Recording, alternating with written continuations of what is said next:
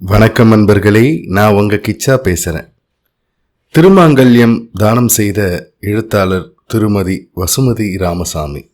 அவர் எப்படி இந்த திருமாங்கல்ய தானம் செய்ய ஆரம்பித்தார், அவர் இறந்த பிறகும் அவருடைய மகள் அந்த பணியை தொடர்ந்து செஞ்சிட்டு இருக்காங்க. அந்த தகவல் பற்றினது தான் இந்த பதிவு.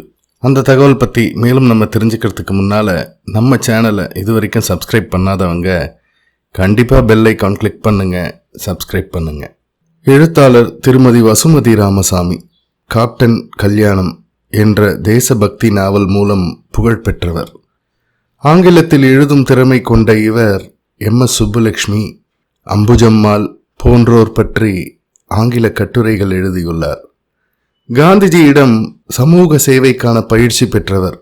மூதறிஞர் ராஜாஜியிடம் தொடர்ச்சியாக 3 ஆண்டு உபநிடதம் கற்றார். கற்பகாம்பாள் திருவருட்சங்கம் என்னும் அமைப்பின் மூலம் சமூக பணிகளில் ஈடுபட்டவர். காஞ்சி மகாபெரியவா மீது மிகுந்த பக்தி கொண்ட இவர் அம்பிகை மீது ஆதிசங்கரர் பாடிய சௌந்தரிய லகரியை பாடுவதற்காக பெண்களின் குழு ஒன்றை தொடங்கினார். அதற்காக மகாபெரியவாளை தரிசிக்க வந்தார். ஆசி வழங்கிவிட்டு மகாபெரியவா அவரின் விருப்பம் ஒன்றை தெரிவித்தார். ஒவ்வொரு பௌர்ணமி அன்றும் ஏதேனும் ஒரு கோவிலில் பெண்கள் குழுவாக சௌந்தரிய லகரி ஸ்தோத்திரம் பாடுவதோடு திருமணம் நிச்சயமான ஏழை பெண்ணுக்கு திருமாங்கல்யம் வழங்கும்படி உத்தரவிட்டார். சம்மதம் தெரிவித்த எழுத்தாளர் வசுமதி ராமசாமி அவர்களுக்கு தனது ஆசிகளை வழங்கினார் மகாபெரியவா. மாதந்தோறும் தங்கத்தாலி தானம் செய்ய நிறைய செலவாகுமே என்ற பயமும் கவலையும் ஏற்பட்டது. முதல் பௌர்ணமி அன்று வசுமதியே முழு செலவையும் ஏற்றார். பின்னர் தாலிதானம் குறித்து கேள்விப்பட்ட நண்பர்கள் பலரும் நன்கொடை வழங்க முன்வந்தனர். என்ன ஆச்சரியம்! சுவாமிகளின் அருளால் தாலிதானம் தொய்வின்றி நடந்தது.